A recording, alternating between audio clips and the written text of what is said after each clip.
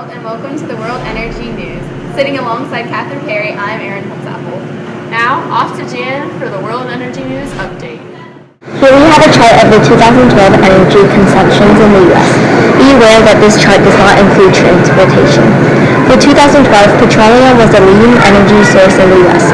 Following petroleum was natural gas, coal, and nuclear energy, which are all non-renewable resources, and make up about 90% of the energy used in the U.S. Renewable energy sources such as hydroelectricity and biomass make up the rest of the U.S. energy consumptions in the U.S. Our first type of energy is coal energy, which is a non-renewable source.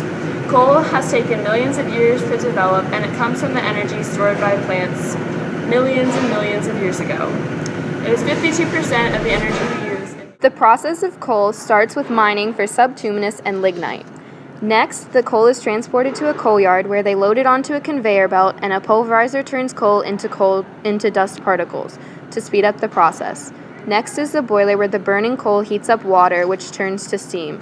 Tons of pressure flows through a turbine, which generates electricity. After this process, water is cooled and recycled back to the water source. Even though coal is one of the most abundant energy sources used in the U.S., it is predicted to run out in the next 70 years. Other downfalls is that the coal pollutes the atmosphere and slowly eats away our ozone. Our first type of renewable energy source is solar energy. Making up 2% of our world energy, this process uses the sun's rays and converts it to heat and electricity.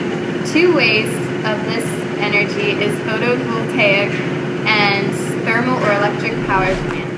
Photovoltaic takes individual PV cells grouped into panels. These cells change sunlight directly into electricity. Solar, thermal, or electric power plants generate electricity by concentrating solar energy to heat a fluid and produce steam to turn a generator.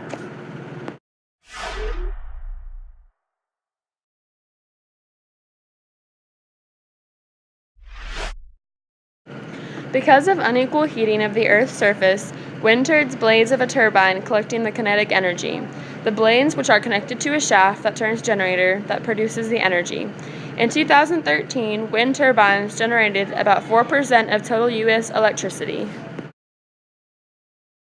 Some pros and cons of wind turbines are that wind turbines are free and non-polluting, but they take up a lot of space, cause a lot of noise, and can kill birds.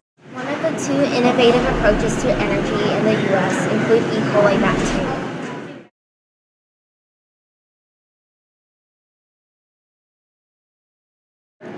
Energy from E. coli starts from interrupting the biological process of fatty acid synthesis in the bacteria that introduces a group of enzymes into the bacterium.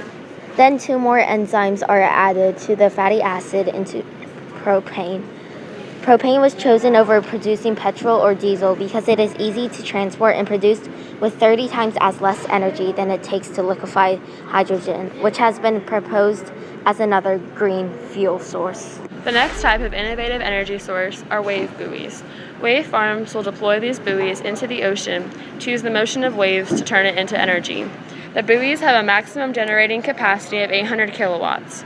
Some cons of the wave energy have not been found yet, but some pros are that the energy is free and the output is easy to predict. This graph shows U.S. electricity generation over the last 11 years. As you can see, fossil fuels are the leading cause for our energy.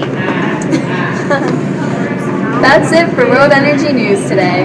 Turn off those lights. Unplug your phone chargers. We'll see you next week.